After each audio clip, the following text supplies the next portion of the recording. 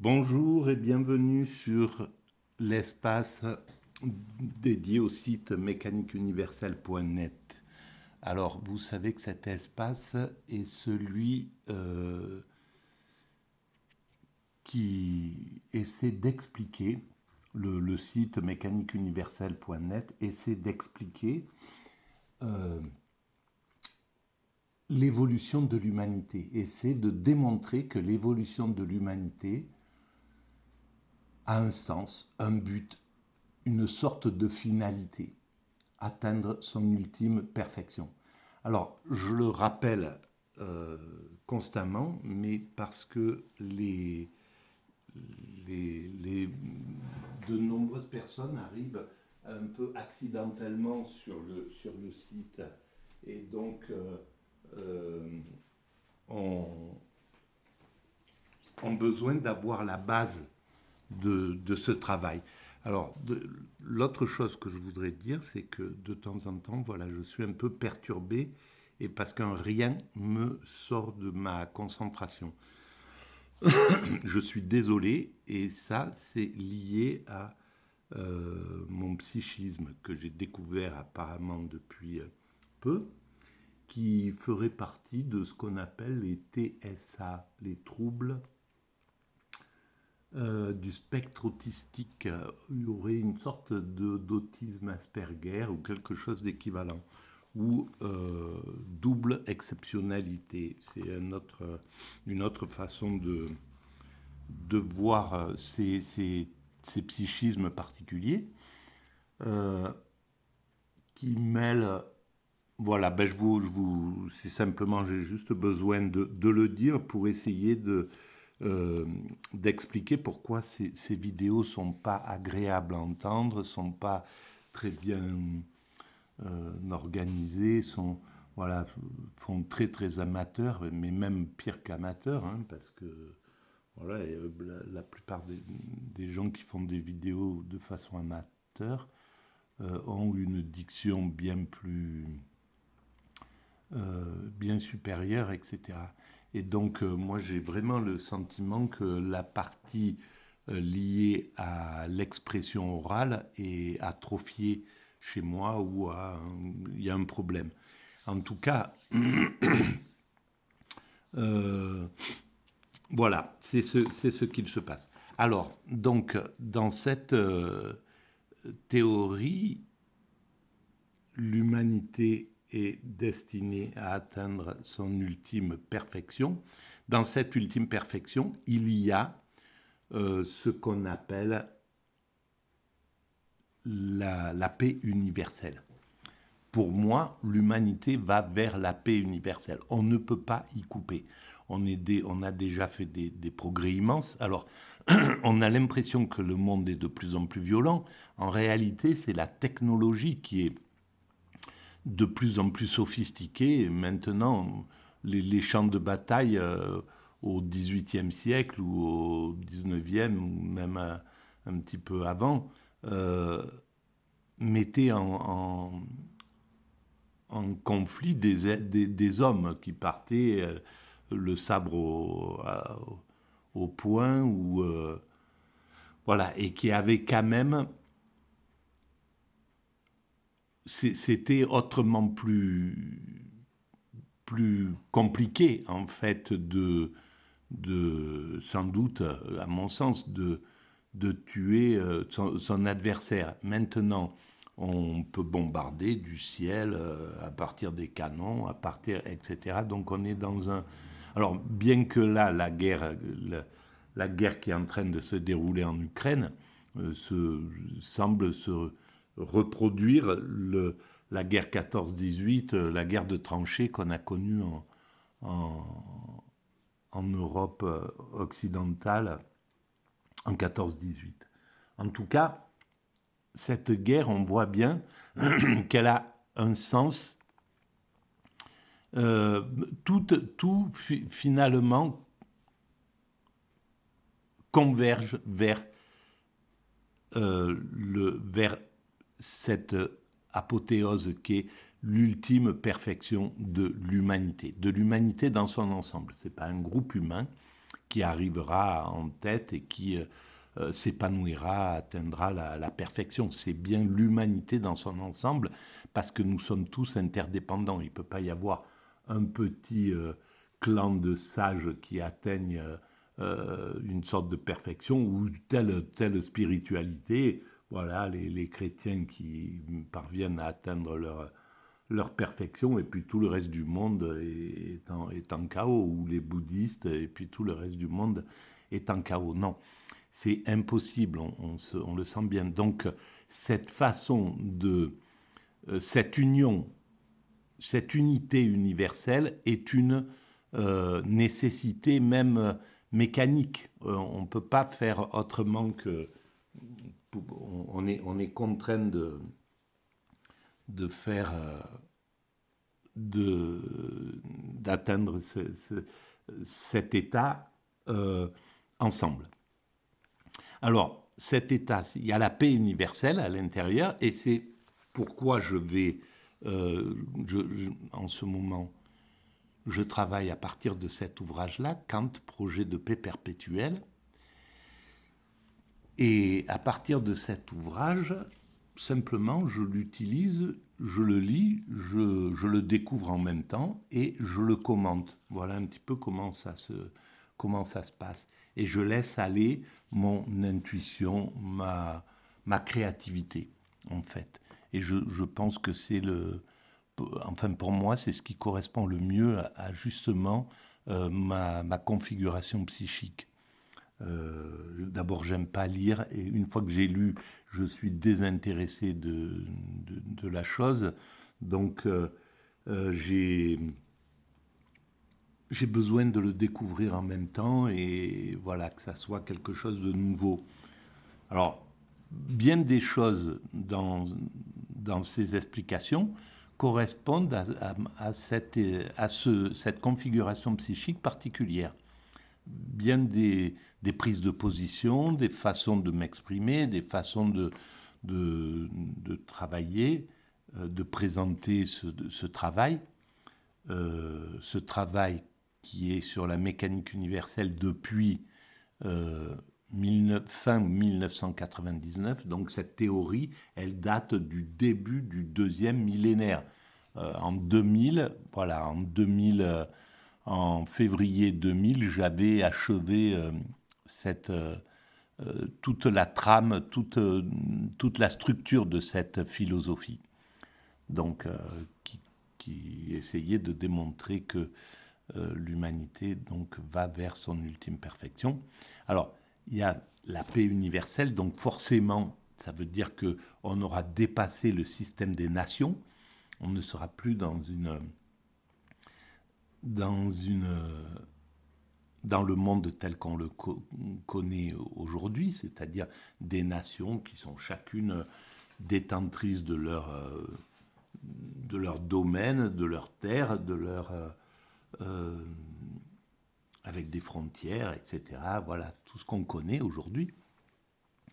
Même si, justement, on passe des nations au concert des nations, le fait de faire tomber les frontières en Europe, c'était pour passer à un degré au-dessus d'unité, d'unification. La France, pour devenir la France, il a fallu unifier toutes les régions. C'était des régions, chacune avait leur petit prince, etc.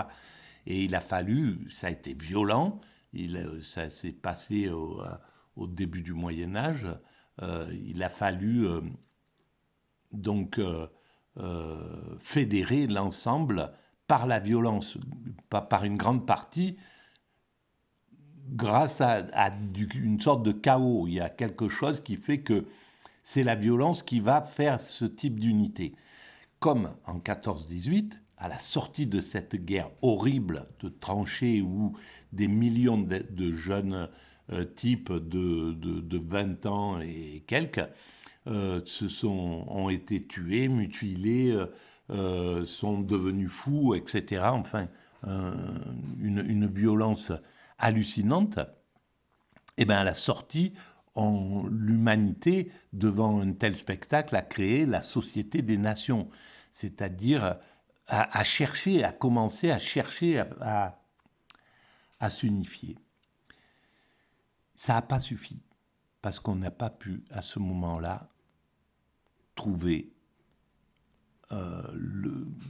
pour dire que tel ou tel était coupable et le juger comme criminel contre l'humanité. Ils étaient, hein, les chefs d'État, une grande partie des généraux, etc., étaient susceptibles de passer pour des criminels de guerre,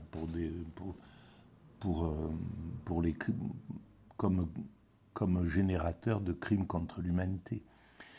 Mais ça n'a pas pu se faire à ce moment-là, parce que des deux côtés les criminels étaient, donc voilà, il n'y a pas eu de... on ne pouvait pas... comme le vainqueur devait se juger lui aussi, il a préféré rester sans passer par ce jugement. À la Seconde Guerre mondiale, ça a été autre chose.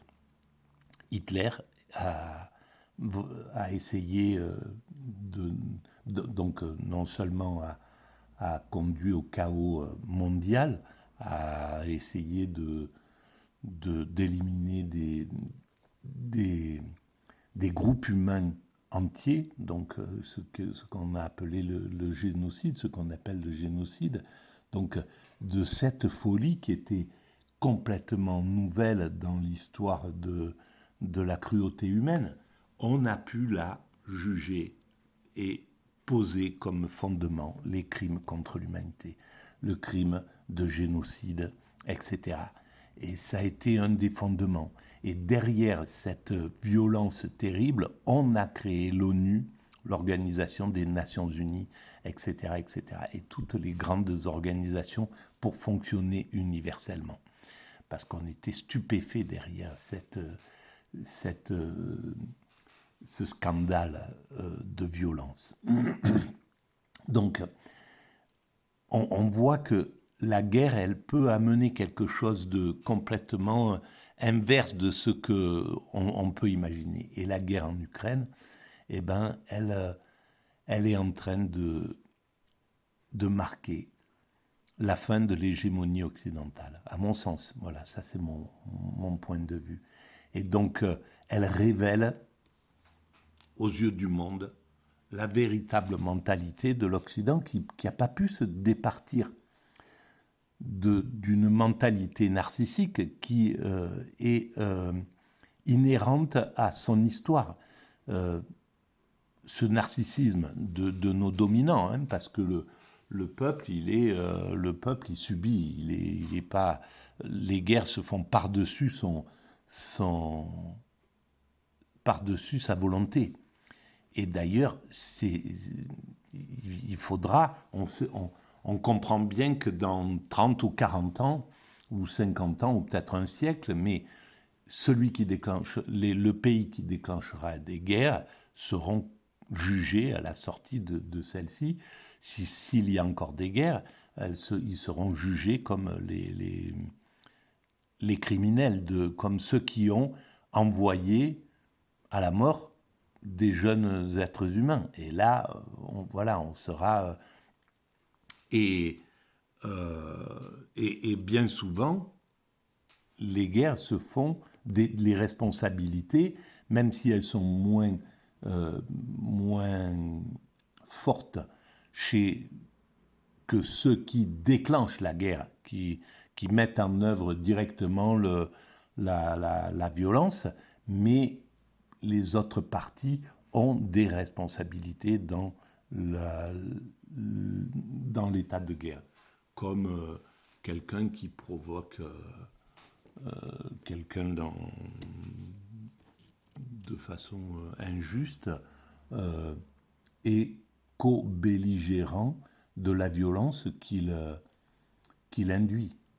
Voilà, si quelqu'un se révolte parce qu'il se sent injustement traité et qui donne un coup de poing à l'autre, eh ben, si c'est gratuit, c'est une chose. S'il y a une provocation ou quelque chose comme ça, on peut parler de co-belligérance. Sauf que celui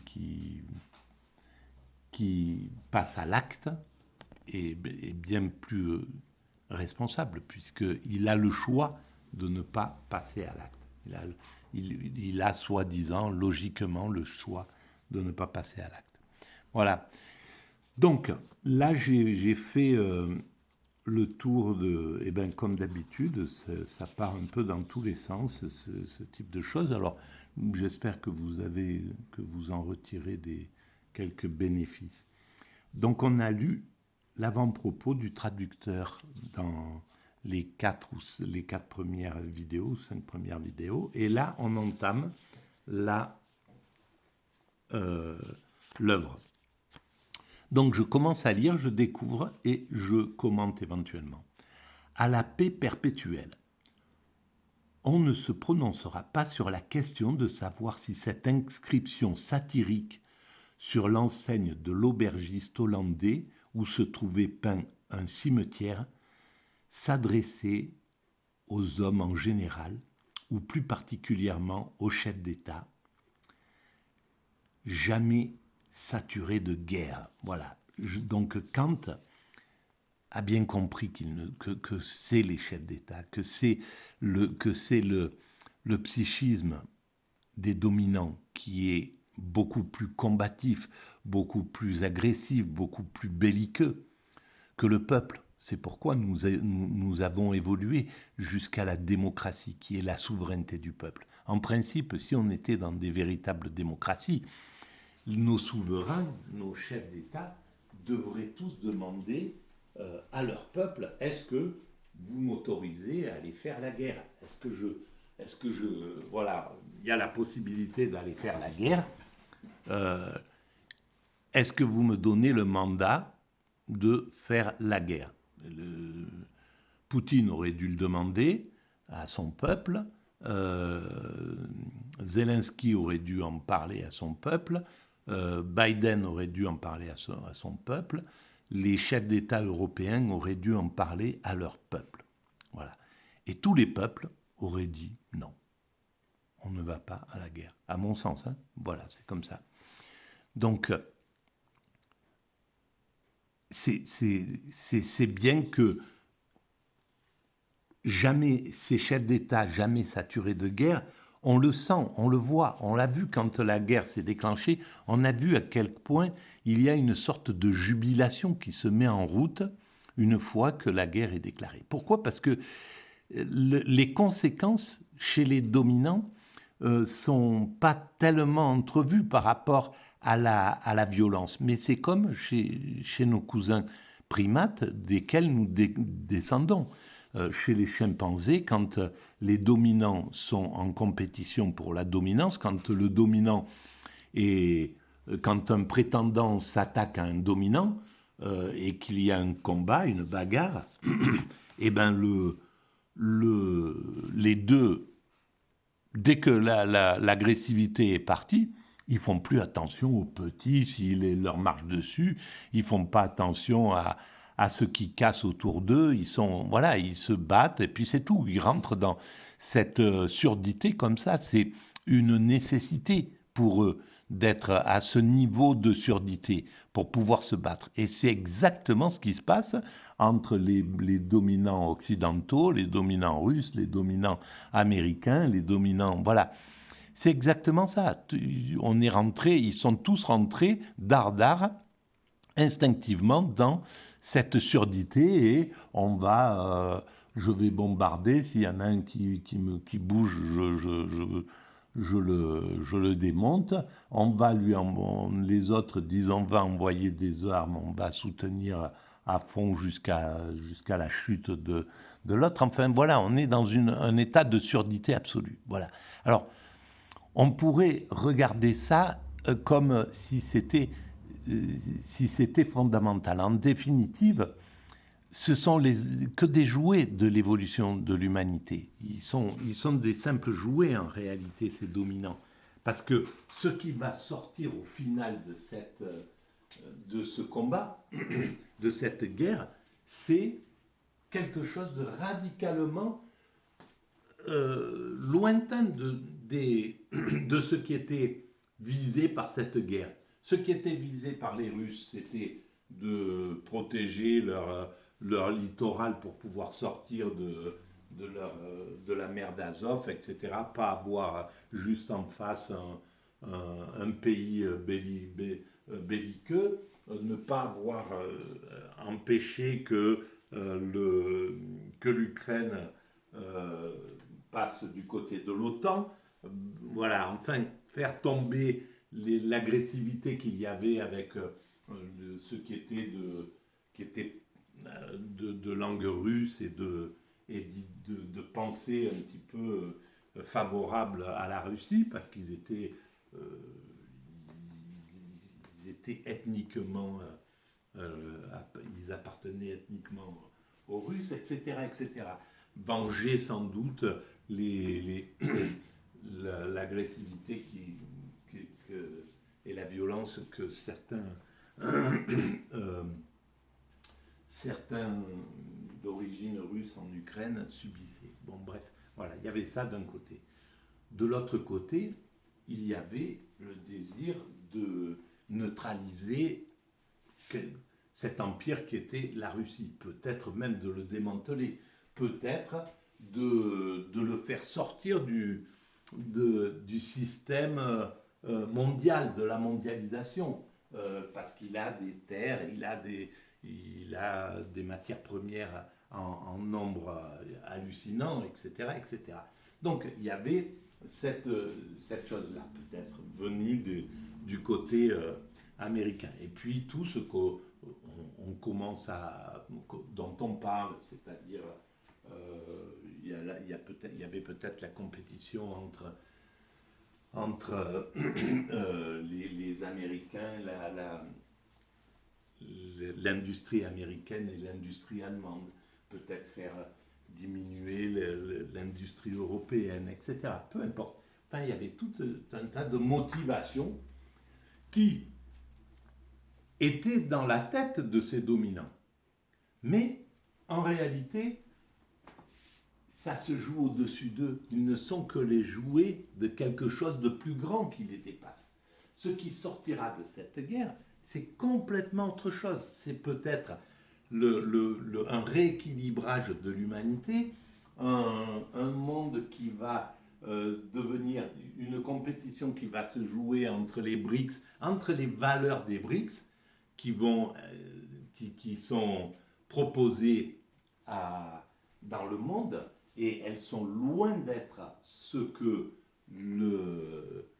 l'Occident dit dans ses médias, qui dit, bon, les Chinois, c'est des prédateurs, etc., les Russes, c'est des... etc., etc., comme s'ils partaient pas, par exemple, dans leur relation avec l'Afrique ou avec l'Amérique latine, avec des intentions différentes.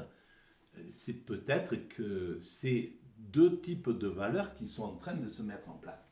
Et donc, dans ces deux types de valeurs, vraisemblablement, à mon sens, ce qui va tomber, c'est le narcissisme occidental. Ce narcissisme qui a été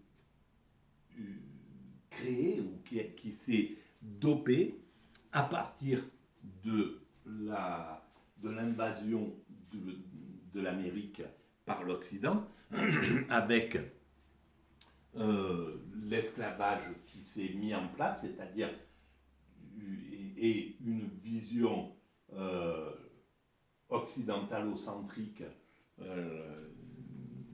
donc de l'humanité, et donc avec une obligation de considérer l'autre comme inférieur, les esclaves, et puis les Indiens, les autochtones, ils devaient être considérés comme inférieurs pour que l'Occident, pour que les dominants occidentaux puissent les commander, les gouverner, etc., etc., imposer leur volonté. Donc, voilà, à partir de là, ça oblige, dans ce type de relation, qui n'est pas des relations d'égalité, dans ce type de relation, le narcissisme se développe. On est obligé d'avoir une vision grandiose de soi-même, une vision exagérée, une vision fausse. Et donc l'Occident s'est retrouvé avec cette vision fausse de lui-même dans, le, dans, cette, dans, cette, dans ce moment de l'aventure humaine. Et avec ce psychisme narcissique, il a continué quelques siècles après avec la colonisation. Donc ça fait en gros 6 siècles que les dominants occidentaux sont avec une configuration narcissique extrêmement marquée. Et cette configuration, elle est totalement injuste, parce qu'elle ne peut plus fonctionner dans ce monde qui est en train de signifier. Donc, la première étape, c'est de faire tomber ce narcissisme, le narcissisme occidental. Et le narcissisme occidental, le narcissisme, il tombe quand on montre à l'autre, quand l'autre se montre ce qu'il est, un narcissique, voilà, à un certain moment. Alors il peut humilier tout un tas de gens dans un repas, dans un truc, etc. C'est celui qui distribue les coups, qui humilie, qui est là parce que c'est celui qui a le plus de bagou, le plus de machin, etc. Et puis à un certain moment, quelqu'un voit une réalité, une vérité, et éclaire complètement ce qu'il est. Et là, tac, tout s'effondre. Lui-même est obligé un peu de réaliser cette chose-là, même si c'est difficile pour lui.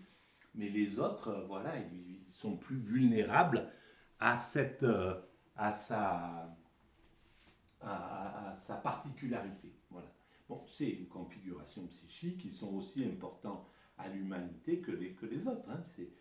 Voilà, le monde se construit avec l'ensemble des divers psychismes, des diverses configurations psychiques. C'est comme ça que ça se passe. Simplement,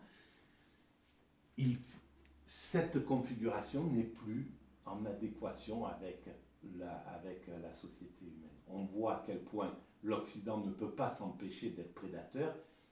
Et il peut transgresser ses propres règles pour abuser d'autrui. C'est ce qu'il fait. Dans cette guerre, il met des sanctions comme il le désire. Il prend l'argent des autres sans que personne puisse avoir à dire quoi que ce soit. Dans les guerres qu'il fait, il pille le pétrole, etc., sans que personne ne puisse rien dire. Et il sait organiser une sorte de toute-puissance en prenant les médias.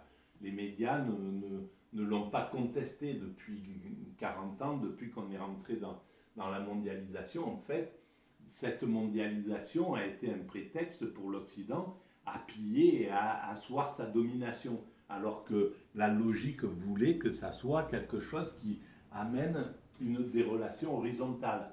Eh bien, c'est pas ce qui s'est fait, et ben l'Occident en paye les pots cassés parce qu'il est contraint maintenant de voir que le monde n'a plus confiance en lui, il est plus crédible, il est dans un état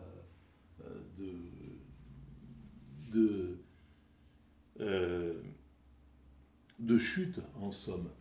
Et la chute, en fait, c'est clair que on entendait parler depuis des années de décadence, de cette idée de décadence. On pensait que la décadence, elle venait simplement du fait que nos valeurs commençaient un petit peu à s'estomper, mais en définitive, c'est parce que en prenant les médias, le système, et en passant sur un système oligarchique, les dominants qui se sont imposés depuis 30 ans étaient pas les meilleurs. C'était pas les meilleurs au sens humaniste du terme. C'était pas les moins narcissiques, les plus universalistes, les plus les plus démocratiques. Parce que le narcissique, il ne peut pas être démocratique en fait, puisqu'il se sent aristocratique. Il a le sentiment qu'il est supérieur au peuple. Et c'est ce qui s'est passé avec les dominants que nous avons. C'est-à-dire qu'ils ne peuvent pas psychiquement être démocratiques. Et depuis la venue depuis les années 80, 80 et quelques, 80, 90, depuis ces années-là, les dominants sont des dominants à tendance narcissique. C'est-à-dire qu'ils n'ont pas une vision du peuple généreuse, ils ne travaillent pas pour le peuple comme les dominants précédents, ceux qui sortaient de la guerre, les De Gaulle, les Pompidou, etc., etc. Même s'ils étaient c'était des dominants qui venaient des classes supérieures, mais dans la démocratie, c'est la meilleure des choses, c'est les meilleurs qui montent pour appliquer les valeurs du peuple par essence plus paisible, etc. Eh bien, les dominants dont nous avons hérité pendant ces 30 années après les 30 glorieuses, les 30 narcissiques, moi je les appelle un peu comme ça, pendant ces 30 narcissiques, les dominants étaient narcissiques. Et donc, c'est ça qui a fait tomber, en fait, qui a mis l'Occident en décadence. Et les médias étant devenus narcissiques eux-mêmes, puisqu'ils étaient, ils ont été achetés pour la plupart par l'oligarchie qui est narcissique, donc c'est le pouvoir des riches, le pouvoir des dominants, c'est comme l'aristocratie, etc. C'est pas un système démocratique. Donc les médias, en devenant oligarchiques, ont mis en place des mentalités oligarchiques dans les journalistes, voilà, les chaînes sont parties comme ça. Ils ont fait c'est eux qui ont mis le système des valeurs dans l'ensemble des médias, c'est-à-dire que même les médias, c'est eux qui ont pris en somme le pouvoir. Et à partir de ce système oligarchique, eh ben, on s'est retrouvé en décalage avec l'évolution de l'humanité. L'humanité allait vers quelque chose d'universel, avec des visions universelles, avec des visions de justice, etc. Il y avait ce monde occidental qui ne voyait pas les changements, qui ne comprenait pas ce qui était en train de se passer. Et donc qui continuait à piller comme leurs prédécesseurs l'avaient fait, leurs prédécesseurs en colonialisme l'avaient fait. Donc on était resté dans ces mentalités post-coloniales, etc. Et donc on était en total décalage par rapport à l'évolution de l'humanité. Et pendant ce temps-là, les Russes, les Chinois, les Russes, les Indiens, les BRICS, etc., venaient avec des valeurs complètement différentes. Et ces valeurs, elles étaient déjà en germe avant. Et ce monde avait compris dans les années 70 que c'était fini, qu'il fallait changer. Et l'Occident ne voulait pas l'entendre. Donc, ils se sont organisés pour tuer tous ceux qui avaient des idées comme ça progressistes, qui étaient les avant-gardes, en fait, qui voulaient changer ce monde. Et ils n'ont pas été entendus et en plus, ils ont été assassinés par l'Occident. Et tout ça, ça a généré, ça a engendré les rancœurs qu'on entend. Et maintenant, il va falloir que l'Occident se justifie de cette chose-là. Bon, on va arrêter parce qu'elle est un peu longue, cette vidéo, pour cette fois. Merci de votre écoute, à très bientôt.